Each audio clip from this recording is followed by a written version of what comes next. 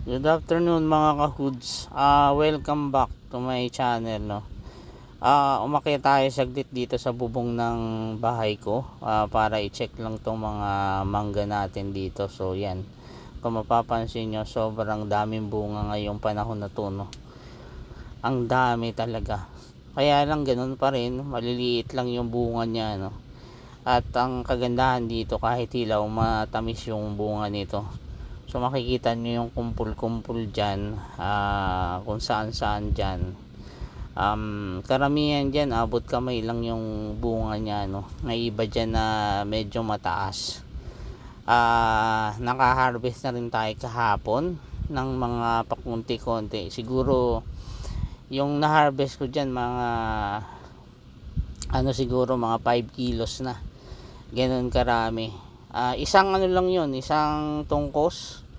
Naintindihan nyo ba yung Tagalog na tungkos? Yun, isang ganun. Yun, yung ganung kumpul-kumpul. Yan, isang ganun lang kinuha ko. More than 5 kilos na. So yung iba na nahinog na ay ginawa na nating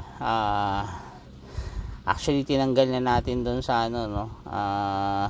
sa loob ng laman niya. Pinagkukuhanan natin yung mga laman at nilagay na natin sa loob ng rep, freezer pala, para gagawin nating ice candy. Kasi yung ice candy ko medyo konti na lang.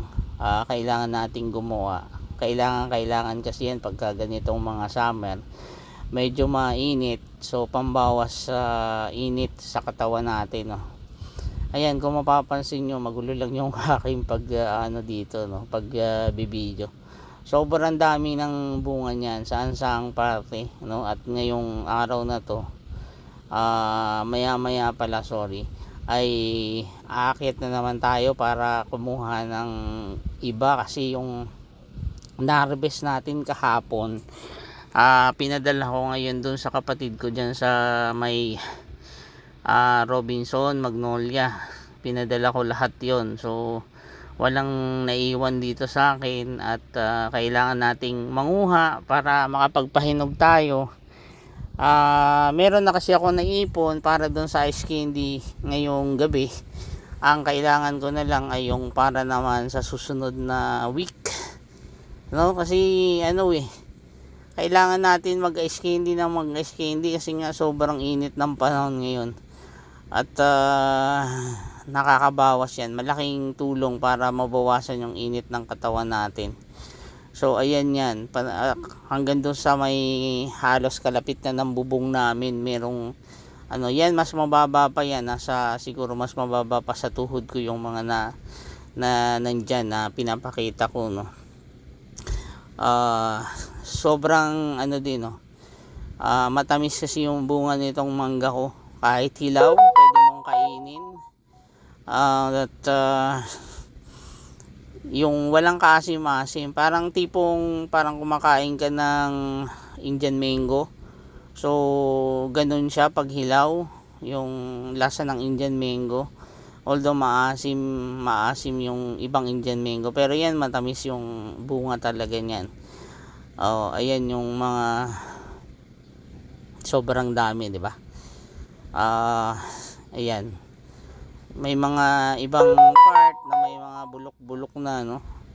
May mga bulok na yung ibang part, pero okay naman. Nanguhulog na actually yung niyan, mga bunga niyan. So kinuha na natin yung mga tingin nating medyo magulang. Last week kasi umakyat tayo dyan, tapos nanguha tayo ng mga ilang piraso.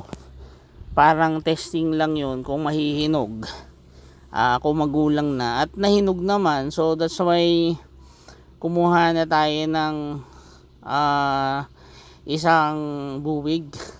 Saging kasi yung buwig, isang tungkos. So basta isang kumpul yon yung pinagkukuha natin dyan. Inubos na natin yung laman nun at magulang na. Yung abot kamay natin mukhang hindi pa, mukhang hanggang pa yan, next week pa siguro. So ayan, mamaya uli magbibideo tayo ng mga i-harvest natin dyan. Kung mapapansin nyo, meron din ng bunga na yung mga may bunga na rin yung ating avocado, pakonti-konti. Pero I think mga ano pa yan, mga end of May pa siguro yung avocado natin. For the meantime, buti na lang hindi nagsabay kasi nga pang ice candy rin yung avocado, di ba?